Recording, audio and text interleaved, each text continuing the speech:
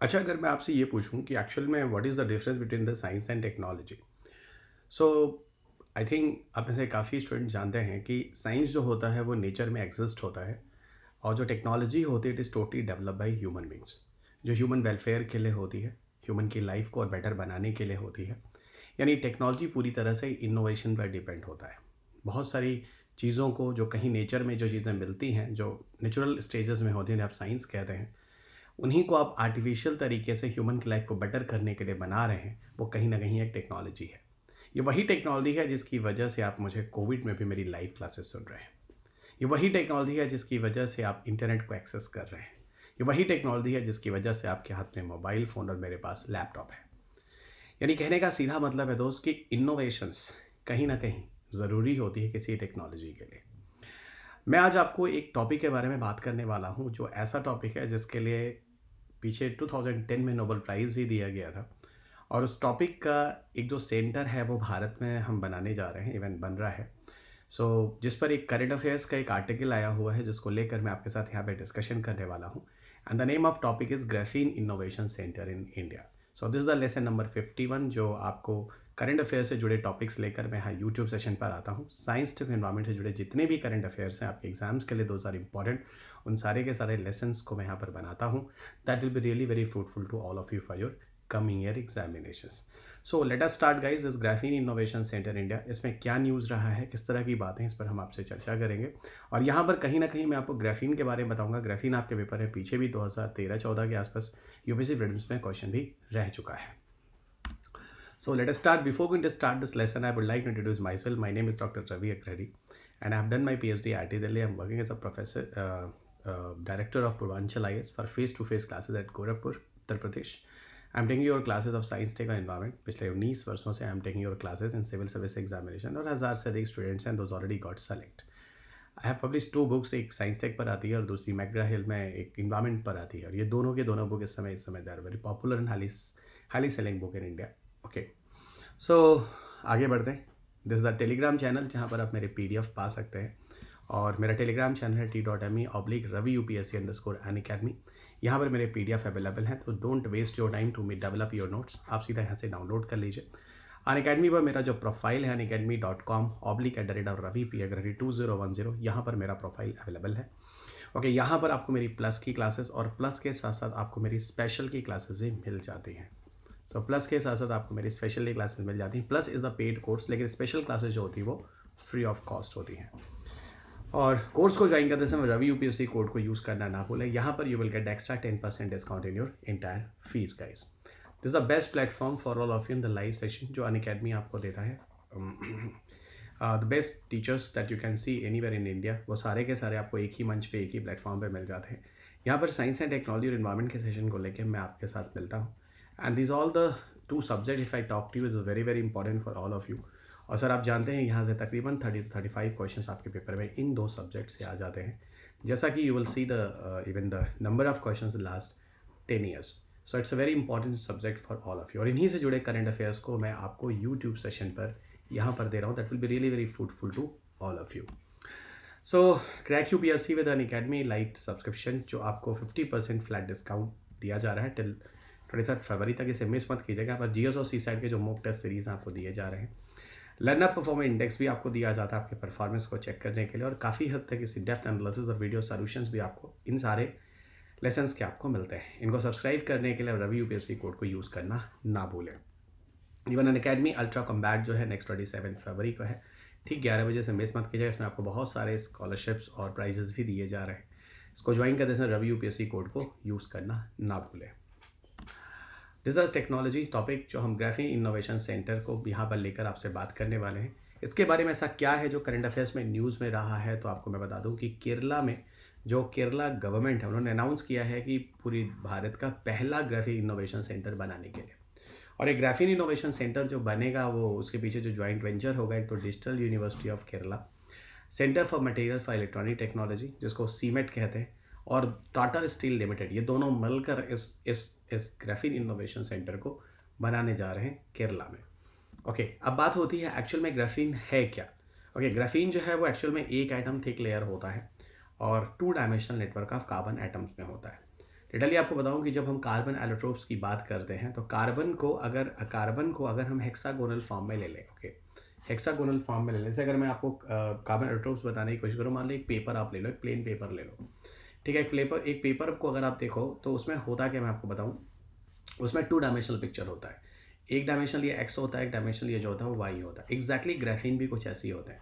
और ग्राफीन के अंदर जो कार्बन होते हैं वो हेक्सागोनल या पेंटागन करके सारे के सारे कार्बन, जैसे मान लो ये कार्बन है दोस्त, ये carbon carbon carbon carbon carbon carbon carbon carbon carbon carbon carbon carbon carbon carbon, ऐसे मान लो कार्बन जुड़े होते हैं। ये सारे के सारे कार्बन मान लो जो है वो एक प्लेन शीट की तरह, एक शीट की तरह है, ठीक है। और एक ही एटम के बने होते हैं पूरी की पूरी, तो पूरी की तरह एक ही एटम के बने होते हैं, एक लेयर के होते हैं। और ये 2 डायमेंशनल नेटवर्क होता है, एक पेपर की तरह शीट होती है, एक डायमेंशनल एक्स, एक डायमेंशन ये वाई होता है। ये एक्चुअल में वो ग्राफीन है जो लैब में बनाया गया। ओके, अब इतना आसान तो है नहीं, it is very difficult process, ठीक है, लेकिन हाँ इसे बनाया गया। और ये जो पूरा का पूरा जो ग्राफीन था वो 2 डायमेंशनल पिक्चर था। एग्जैक्टली कार्बन शीट को आप ले लो और उसके 2 एक्सिस की बात कर लो, एक एक्सिस एक्स और एक एक्सिस वाई की बात कर लो, कुछ उसी तरह का, लेकिन it is entirely made up by carbon. वो क्या था, वो एक ग्राफीन था। ओके, और ये आपको बताऊं तो अगर आप बहुत सारे कार्बन के एलोट्रोप्स देखते हो, एलोट्रोप्स क्या होते हैं, एलोट्रोप्स वो होते हैं जहाँ पर आपके केमिकल्स फार्मूलाज एक ही होते हैं लेकिन उनके स्ट्रक्चर्स अलग अलग होते हैं।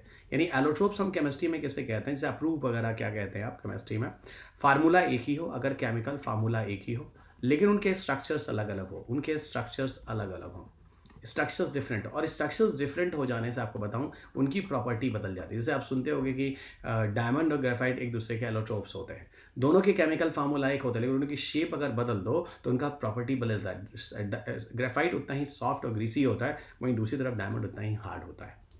तो मैं भी बताने की कोशिश कर रहा हूँ कि बहुत सारे फंडामेंटल एलिमेंट्स होते हैं जो डिफरेंट शेप वगैरह में होते हैं, जैसे चारकोल है, ग्रेफाइट है, फुलरीन्स है, कार्बन ट्यूब्स है, ये सारे के सारे कार्बन कैलोट्रोप्स कहे जाते हैं। इनके फार्मूला एक हो सकते हैं लेकिन इनके स्ट्रक्चर्स अलग अलग होते हैं, जिसके से charcoal, graphite, fullerene, carbon tube, इस तरह के विभिन्न विभिन्न विभिन्न विभिन्न मटेरियल्स का निर्माण होता है। कहाँ होता है, लेबोरेटरीज में। और पता है ये सारा का सारा टेक्नोलॉजी है, तो ये किसने किया, ह्यूमन ने किया।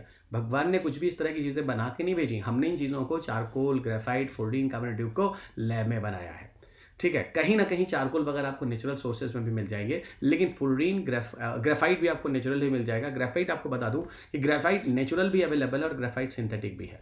चारकोल के साथ भी ऐसा है कि आप नेचुरल भी कर सकते हैं इसको और सिंथेटिक भी कर सकते हैं, लेकिन फ्लोरीन और सीएनटी पूरी तरह से सिर्फ सिंथेटिक है, ये लैब में ही बनाए जाते हैं। और आज जो मैं आपके साथ ग्राफीन बात कर रहा हूँ ये भी पूरा तरह से सिंथेटिक है, वो लैब में ही बनाया जाता है, नेचर में चीज़ें नहीं पाई जाती हैं। लेकिन अगर हम ग्राफीन की प्रॉपर्टी की बात करें तो ग्राफीन बहुत ही मजबूत होता है और बहुत ही पतला मटेरियल होता है। और इसी ग्राफीन को बनाने के लिए 2 साइंटिस्ट को, जेम और नोवासेलो को 2010 में फिजिक्स का नोबेल प्राइज दिया गया। अब आपको लिए चलता हूँ ये ग्राफीन के बारे में, एक्चुअल में ग्राफीन की क्या प्रॉपर्टी है। ये तो मैंने आपको ग्राफीन के शेप के बारे में बताया, कार्बन का बना होता है, ठीक है। और कार्बन का बना एक स्ट्रक्चर है जो कि 1 एटम का बना होता है, पूरी कार्बन का बना होता है। और 2 डायमेंशनल पिक्चर होता है, जैसे एक पेपर होता है, एक एक्स एक्सिस और वाई एक्सिस की तरह, एग्जैक्टली वैसे ही ग्राफीन भी होता है। ग्राफीन के बारे में बताऊं तो ग्राफीन का यहाँ स्ट्रक्चर मैंने आपको समझाने की कोशिश की है। आप देखो ये ग्राफीन है, ठीक है, ग्राफीन का स्ट्रक्चर है। यहाँ पर आपको कहीं कहीं ठीक है, आपको 6 कार्बन एक रिंग में मिल जाएगा, कहीं कहीं आपको 5 कार्बन एक रिंग में मिल जाएगा। जैसे यहाँ देखो 1 2 3 4 5 6, ये 6 कार्बन एक रिंग में, यहाँ पे 5 कार्बन एक रिंग में। इस तरह करते करते एक रिंग है, ग्राफीन बन गया, एक प्लेन शीट बन गई, एक एक्स हो गया, एक एक्सिस हो गई, एक वाई हो गया, एक एक्सिस हो गया, ठीक है। लेकिन मैं यहाँ से सिर्फ यही बताने की कोशिश कर रहा हूँ कि ये जो ग्रेफाइट्स होते हैं ना, ग्रेफाइट की एक लेयर को आप ग्राफीन समझो। आपने अगर कभी ग्रेफाइट को समझते हो आप केमिस्ट्री में, तो ग्रेफाइट में होता क्या है, ग्रेफाइट में मल्टीपल लेयर ऑफ ग्राफीन्स होते हैं, है ना। तो ग्राफीन को हम क्या बोलेंगे, ग्राफीन को हम बोल सकते हैं single layer of graphite. Graphene को हम क्या कह सकते हैं, graphene is the single layer of graphite, graphene is a single layer of graphite. तो ग्राफीन क्या होता है, ग्राफीन ग्रेफाइट की सिंगल लेयर होती है। और ग्रेफाइट क्या होता है, ग्रेफाइट क्या होता है, ग्रेफाइट को हम कह सकते हैं मल्टीपल लेयर ऑफ ग्राफीन। मेरे ख्याल से आप समझ रहे हो जो मैं कहना चाह रहा हूँ, है ना। चीज़ को समझो दोस्त, यूपीएससी फैक्चुअल नहीं है, यूपीएससी कंसेप्चुअल है। Multiple layer of graphene, multiple layer of graphene क्या बन जाता है, मल्टीपल लेयर ऑफ ग्राफीन एक ग्रेफाइट बन जाता है। और जब ग्रेफाइट बन जाता है, देखो एक एक्सिस ये हो जाती है एक्स, एक एक्सिस ये हो जाती है वाई की, और एक्सिस ये होती है मोटाई जिसको हम कहते हैं जेड की, ठीक है। वही मैं कह रहा हूँ कि ग्रेफाइट जो होता है एक बिल्डिंग ब्लॉक जो मटेरियल होता है, आपको बताऊँ, उसी से आप ग्राफीन, उससे भी उस ग्राफीन का निर्माण कर सकते हैं जो मैं आपको दिखा रहा हूँ। और ग्राफीन के मल्टीपल मतलब जो लेयरिंग होती है उससे मिलकर ग्रेफाइट का निर्माण होता है। That is a graphite, multiple layer of graphene आप देख सकते हैं, और सिंगल लेयर ऑफ ग्रेफाइट को आप ग्राफीन कहते हैं। और आपको बताता हूँ ग्राफीन एक्चुअल में है क्या, जो यहाँ पर इतना इंपॉर्टेंट हो गया। ग्राफीन एक सुपर मटेरियल है, बहुत सारी प्रॉपर्टीज़ हैं। अगर आप पेपर की तरह देखें, पेपर की जो थिकनेस होती है ना, उससे लगभग 1000 गुना ज़्यादा पतले होते हैं, है ना, हल्के होते हैं। पतले नहीं, हल्के होते हैं कौन? ग्राफीन्स। तो ग्राफीन की जो जो वेट है वो इतना हल्का होता है, ठीक है? सेम साइज़ का पेपर ले लीजिए और सेम साइज़ का ग्राफीन ले लीजिए, तो ग्राफीन लगभग 1000 टाइम्स ज़्यादा हल्के मिलते हैं। 98% जो ग्राफीन होता है वो ट्रांसपेरेंट होता है, आप इधर-उधर देख सकते हैं। ग्राफीन से इलेक्ट्रिक करंट पास होता है, ये भी बहुत इंटरेस्टिंग चीज़ है। और ग्राफीन जो होता है वो लाइट को कन्वर्ट करते हैं, है ना? एक्चुअल में जो भी किसी भी वेवलेंथ की लाइट आ रही होती है, ग्राफीन में ये प्रॉपर्टी होती है कि वो उनको लाइट में कन्वर्ट कर देते हैं, इलेक्ट्रिसिटी जनरेट करने में यूज़ कर सकते हैं। तो any of the wavelengths those are coming, है ना? कोई भी वेवलेंथ ऑफ लाइट अगर आ रही हो तो उसको करंट में बदलने की कोशिश करते हैं ग्राफीन। ग्राफीन में इस तरह की प्रॉपर्टी होती है कि किसी भी वेवलेंथ की लाइट को वो इलेक्ट्रिक करंट में कन्वर्ट कर सकते हैं। ग्राफीन की अगर हम बात करें तो ग्राफीन जो है वो अच्छा खासा हीट रेजिस्टेंस वाला है। लगभग 350 डिग्री सेल्सियस तक इसमें अच्छा खासा टेम्परेचर का रेजिस्टेंस है। और अक्सर मैंने क्लास में चीज़ पूछी कि अगर मैं पूछूं कि डायमंड और ग्राफीन में ज़्यादा मजबूत कौन है, तो हमेशा स्टूडेंट ने बोला है कि डायमंड है। लेकिन मैं आपको बता दूं, ये आप गलत है पूरी तरह से। डायमंड से ज़्यादा हार्ड ग्राफीन होता, आज से याद रखेंगे। यहाँ पर आपको कन्फ्यूज़ किया जा सकता है। अब आप में से काफ़ी स्टूडेंट कंफ्यूज हो चुके होंगे कि सर डायमंड को सबसे ज़्यादा हार्डेस्ट मानते हैं। हाँ, तो हार्डेस्ट तो मानते हैं, मैं भी तो कह रहा हूँ, लेकिन नेचुरल हार्डेस्ट मानते हैं। नेचर में पाया जाने वाला सबसे मजबूत कौन है? तो कौन है? डायमंड है। क्योंकि ग्राफीन तो सिंथेटिक हो जाता है ना, लेकिन ग्राफीन और डायमंड अगर पूछूं तो ज़्यादा मजबूत कौन है? Then the answer is graphene. Natural hardest पूछूं तो आंसर इज व्हाट? डायमंड। आपको देखो एक एग्जांपल बताता हूँ। ग्राफीन जो होता है वो स्टील से लगभग 300 गुना ज़्यादा मजबूत होता है, 300 टाइम्स। और सबसे बड़ी बात क्या होती है, इनमें मैकेनिकल स्ट्रेंथ अच्छा खासा होता है, काफ़ी मजबूत होते हैं। और दूसरी चीज़ आपको बताऊँ, ये super strong new generation composite material के नाम से भी जाने जाते हैं। इनमें ऑप्टिकल प्रॉपर्टीज़ होती है, यानी ऑप्टिकल प्रॉपर्टी का मतलब होता है आप इनसे टेलीविज़न स्क्रीन वगैरह में इसका यूज़ कर सकते हैं। और सबसे बड़ी बात, इनसे जो स्क्रीन यूज़ करते हैं बहुत पतले स्क्रीन होते हैं, और उनसे फ्लैक्सिबिलिटी भी हो सकती है डिस्प्ले में। आप चाहें तो टेलीविज़न को दोनों तरफ से बेंड करके उनको कर्व टीवी का शेप भी दे सकते हैं। यहाँ पर अगर हम ग्राफीन की बात करें तो इससे आप एलसीडी बना सकते हो, एलईडी बना सकते हो, ओलेड बना सकते हो, साथ साथ आप कर्व टीवी भी यहाँ बना सकते हो ग्राफीन की मदद से। ये ध्यान रखिएगा। और आपको लिए चलते हैं, अगर हम एप्लीकेशन ऑफ ग्राफीन की बात करें, ग्राफीन के कौन कौन से उपयोग किए जा सकते हैं, तो मेडिकल इंडस्ट्री में कहा जाता है कि इसकी मदद से आप डीएनए के जो बेस पेयर सीक्वेंसेस होते हैं उनकी जानकारी ले लेते हैं।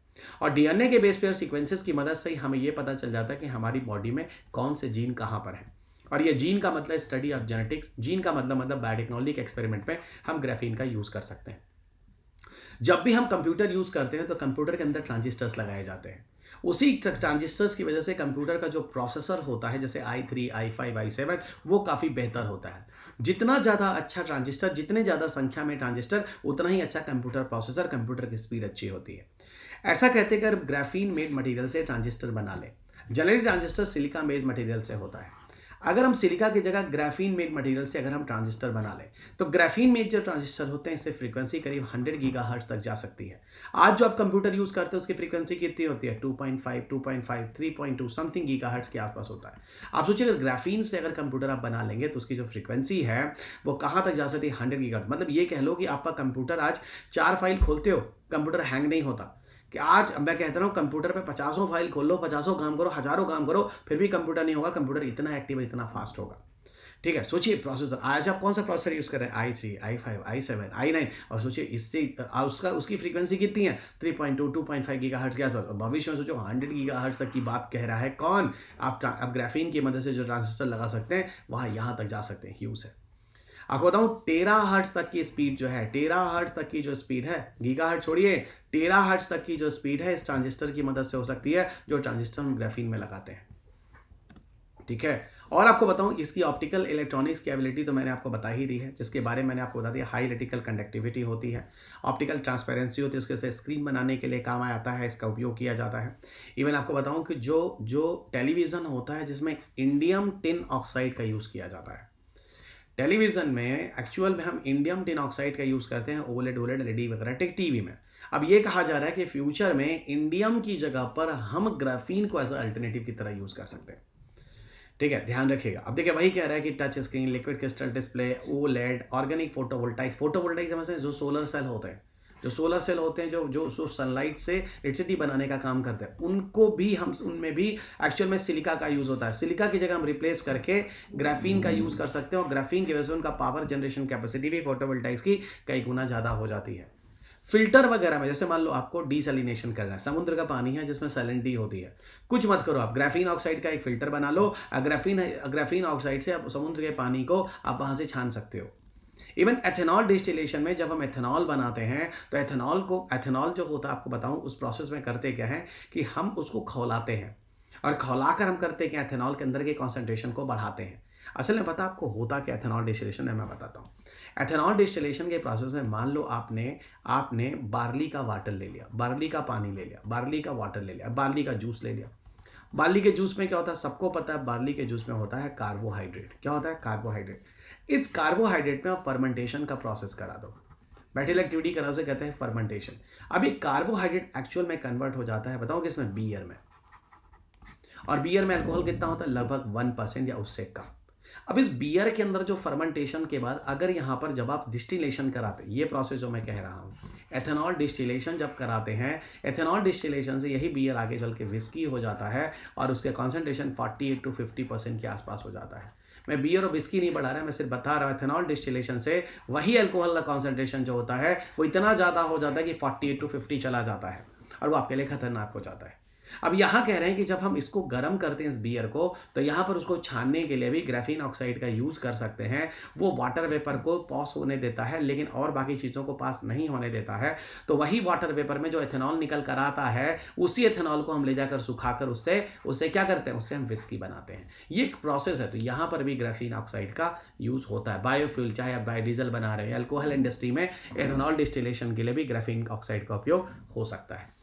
सोलर सेल के बारे में मैंने अभी आपको बताया था। ये बताया था कि आप सिलिका की जगह पर भविष्य में इस ग्राफीन को भी यूज़ कर सकते हैं। इससे आपकी पावर जनरेशन कैपेसिटी काफ़ी बढ़ जाएगी।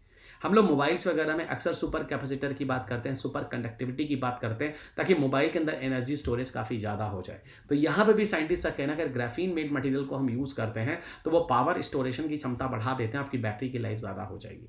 यहाँ तक कि चाइनीज साइंस एकेडमी ने यहाँ तक कुछ एक्सपेरिमेंट करके बताया है कि अगर हम ग्राफीन ऑक्साइड की कोटिंग कर दें, एक शीट ले लें, मान लो एक डब्बा है ये, उसके अंदर ग्राफीन ऑक्साइड की कोटिंग कर दो, उसके अंदर कोई भी फूड मटेरियल रख दो, तो वो एंटी बैक्टीरियल की तरह काम करता है, उससे कोई भी बैक्टीरियल इन्फेक्शन नहीं होने देता है। तो कोई भी खाने पीने की जो चीज़ें होती हैं वो खराब नहीं होती, इस चीज़ को ध्यान रखिएगा। आपको लिए चलता हूँ कुछ मैसेच्यूसेट्स इंस्टीट्यूट ऑफ टेक्नोलॉजी के टीम है, जो साइंटिस्ट हैं, उन्होंने ये देखा है कि अगर हम generally 2 layer of single atom graphene को एक साथ लें, ओके, और उनको हम 1.1 डिग्री पर रोटेट करें, मतलब एक सिंगल एटम ग्राफीन के 2 लेयर्स को लेकर उनको 1.1 डिग्री तक अगर हम रोटेट करें, तो उसमें ग्राफीन में सुपर कंडक्टिविटी का गुण आ जाता है। सुपर कंडक्टिविटी वही होती है अतिचालकता जिसे बोलते हैं, जिसमें एक ऐसा मटेरियल होता है जिसमें रेजिस्टेंस नहीं होता है और इसमें जीरो हीट होता है, यानी ये गर्म भी नहीं होता है और इसमें इलेक्ट्रिसिटी का लॉस भी नहीं होता है। और इसी सुपर कैपेसिटर की बात कर रहा हूँ, जिसकी वजह से आप ट्रांसमिशन लॉस को भी कम कर सकते हैं। ग्राफीन के द्वारा अगर हम इलेक्ट्रिसिटी कंडक्टिविटी या कुछ चीज़ें करते हैं तो ट्रांसमिशन लॉस नहीं होगा, ये बताने की कोशिश कर रहा है। यानी कि बहुत सारे यूजेस हैं जो आप ग्राफीन की वजह से स्क्रीन पे देख सकते हैं।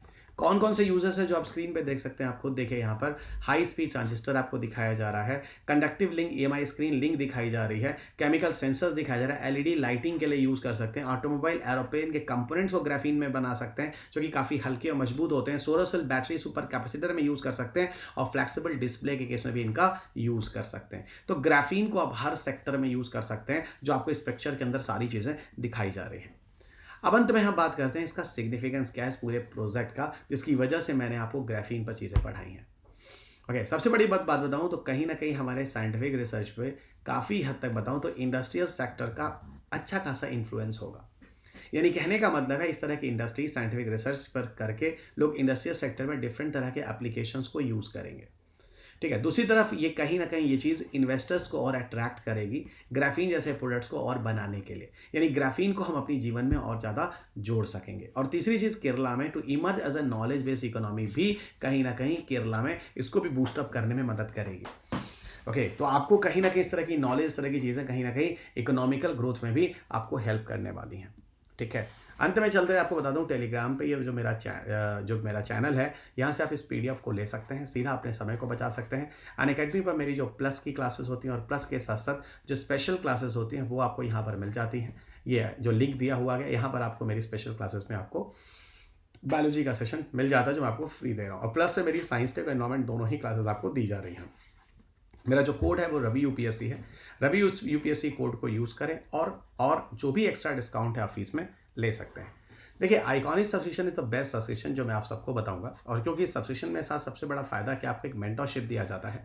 एक ट्यूटर होता है जो आपके साथ जुड़कर आपके डिस्कशन करता है, क्वेश्चन आंसर प्रैक्टिसेस में आपकी मदद करता है, आपकी स्टडी प्लानिंग में आपकी मदद करता है। ओपन हाउस के साथ आपके साथ जुड़कर एजुकेटर जो होते हैं वो कनेक्ट होते हैं, तो आपकी प्रिपरेशन में काफ़ी मदद हो जाती है। आपने काफ़ी स्टूडेंट ऐसे होते हैं जिनका बैकग्राउंड या कोई घर में बताने वाला नहीं होता, तो एक अच्छा एक विकल्प है आपके पास, एक ऑप्शन है। अनअकैडमी पर आपको जनरल स्टडीज़ में प्लस के सब्सक्रिप्शन या आइकॉनिक सब्सक्रिप्शन लेने हो, या तो फिर आपको ऑप्शनल के कोर्सेज लेने हो, तो रवि यूपीएससी के कोड पर आप स्क्रीन पे देख सकते हैं जो भी प्राइजेस है 10% एक्स्ट्रा डिस्काउंट ले सकते हैं।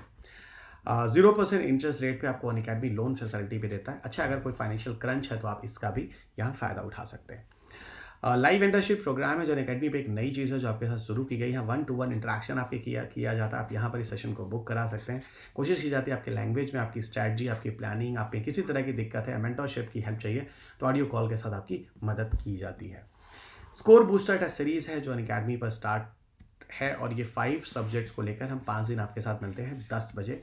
15 मिनट से 15 क्वेश्चन करने होते हैं। 2022 के रोड मैप्स के हिसाब से, एग्जाम्स के हिसाब से यहाँ पे आपकी पूरी प्रिपरेशन कराई जा रही है। ये पूरा एग्जाम एमसीक्यूज पे बेस्ड होता है। इंटायर सिलेबस को कवर करते हैं। कॉन्सेप्ट और फैक्ट्स को एक बैलेंस से बनाकर यहाँ पर क्वेश्चन पेपर आपको दिया जाता है, जिस हिसाब से just a demand of UPSC. Free mega test series है यूपीएससी सीएससी में। 15 मिनट से 15 क्वेश्चन लेकर आप सबके साथ हम लोग आते हैं। हिंदू और सीसैट को लेकर ये टेस्ट सीरीज़ आपको हिंदी इंग्लिश दोनों ही मीडियम में मिलती है, अलग अलग दिन अलग अलग समय पर, तो इसे भी आप ज्वाइन करना ना भूलें। अनअकैडमी पर मेरे साइंस टेक एनवायरमेंट की क्लासेस आपको मिल जाएंगी। प्लस कोर्स में साइंस एंड टेक्नोलॉजी का एक कोर्स खत्म हो चुका है। एनवायरमेंट के नए कोर्स को लेकर मैं आप सबके साथ मार्च 2022 में जुड़ रहा हूँ, जो कि आपके एग्जाम्स में काफ़ी मदद करने वाला है 2022 के लिए। यूपीएससी सीएससी 2022 और 23 के बैच स्टार्ट हो गए हैं, जो आप स्क्रीन पे देख सकते हैं। 19 फरवरी से बैच स्टार्ट है, और 22 और 23 दोनों के लिए यहाँ पे आपको पूरी की पूरी जीएस बुकलेट भी दी जाती है जो आपकी प्रिपरेशन के लिए ज़रूरी होती है। मुझसे टच करने के लिए, काउंसलर से किसी भी तरह के हेल्प लेने के लिए रिगार्डिंग योर प्रिपरेशन जर्नी में कोई कन्फ्यूज़न है, सब्सक्रिप्शन को लेने में कोई प्रॉब्लम है, या फिर कोई लेटेस्ट ऑफर इनको जानने के लिए आप दिए गए नंबर पर कॉल कर सकते हैं। मेरा नंबर है 7825860259, और कभी भी जब भी आप कॉल करें तो रवि यूपीएससी कोड को ज़रूर यूज़ करें। अंत में चलते थे दोस्त, इस यूट्यूब लेक्चर को जो भी है, इस प्लेटफॉर्म को सब्सक्राइब करना ना भूलें। इस पीडीएफ के लिए आप टेलीग्राम से लेना, इस वीडियो को लाइक और शेयर करना ना भूलें। तो अगले लेक्चर में आपके साथ फिर मुलाकात होगी किसी नए लॉजिक, किसी नए टॉपिक के साथ, किसी नई ऊर्जा के साथ। तब तक अपना ख्याल रखें, स्वस्थ रहें, खुश रहें, मस्त रहें। बाय, जय हिंद।